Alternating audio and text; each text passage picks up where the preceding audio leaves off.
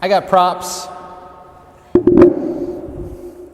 So this second reading David walked us through talks about stones. So I brought some.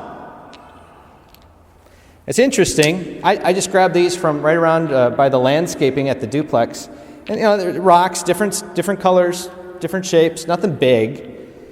But I got to giggle because every time I think about rocks, I have two opposing points of view about how you look at them.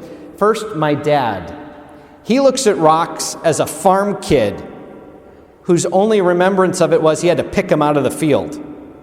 So he does not particularly have a warm, fuzzy feeling when he sees rock. It's like, ugh. Okay. My mother, on the other hand, thinks they're pretty.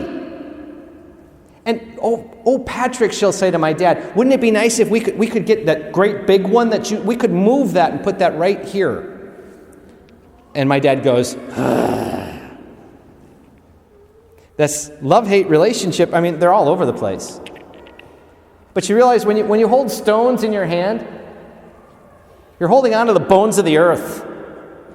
This is the stuff that you build on. This is the source of so many foundations. And I'm not talking about just like the terrazzo that we're all standing on, or the roadbed on any highway or street, but even foundation stones, so often built with rock. The rectory, the original rectory, 1875, 1890, somewhere in there when it was built, you could see downstairs in the basement old fieldstone rock holding that thing up. It's strong, it's tough, it's durable, but it's not always pretty. Stones come in every shape and size, every form and fashion, and the thing about them is, by themselves, it doesn't do much. But you need to take the rock and form it, cut it, sometimes polish it, but then add it with another one, and another one, and another one. It's only when they've been shaped and when they're working together that stones become truly powerful. Let me demonstrate.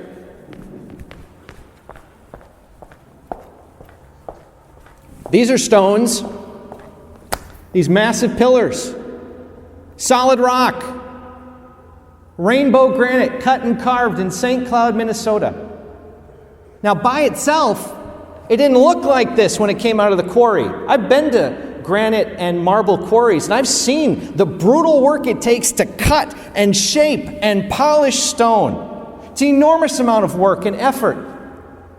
This did not look like this. It's only after craftsmen and laborers spent countless hours. But secondly, by itself, it's just a pillar of rock. By itself, it's just one stone. It needs to work together with more and more and more and more and more. That as these rocks, these stones, have been shaped and formed, built up, hard work had to happen to each one of them. In some cases, brutal work to shape them and polish them. They had to be shipped up on train, brought over on sleds in the wintertime, set up by the craftsmen to hold up this building, supported by living stones, working together, shaped and formed.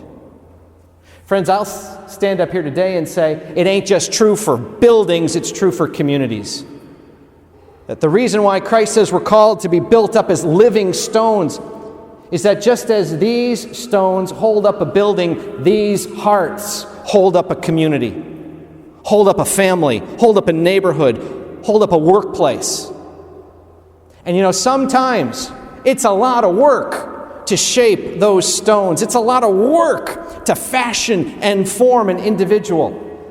And then it's a lot of work to get all those individuals working together, united, supportive, connected as one. But that's what we're called to do, to be living stones. So today I'd like to have you think about it in one of two ways. First, how is God shaping us today? What's God doing in our hearts right now? What is God polishing, forming, shaping? It's not easy. Going from a rock to some polished stone. What's God doing in my heart right now? What is it in my life that needs to be smoothed off, shaped? What is it in me that needs to be worked on? And maybe I don't want it. Maybe it's not the first thing I'm thinking about. But in God's hands, there's a plan. In God's hands, there's a reason and a possibility that what is going on in my life right now might be the next step in being shaped to a living stone. What is it that God has me working on today? And second, how might I be called to work with others? Who are the people in my life right now that I can support, build up, strengthen? Who are the people who might be leaning on me or I need to lean on them? Who are the people in my life that is just one more pillar in supporting that wall, one more block in that foundation? Who are the people that I am called to be a part of today? In my family, in my neighborhood, in my church, at work, at school, in life. Because we can't do it alone. One of these pillars is not enough to hold this building up. It takes a whole bunch. One person is not enough in any group. It takes a bunch. How are you and I being called today to strengthen, support, build up those around us? The first one, what's God working on in me? That's an inside question. The second one, how can I help? That's an outside question. But today we're all invited to say, Lord, in your hand, you can take an unpolished, not so pretty looking rock, and you can transform it. Make it precious. Make it beautiful. Make it holy. May we put our lives today in the hands of Jesus. And may we trust that He will do with us what needs to be done if we're open to fashion into us a living stone to build up His church and carry out His mission in the world. God help us. God bless us all.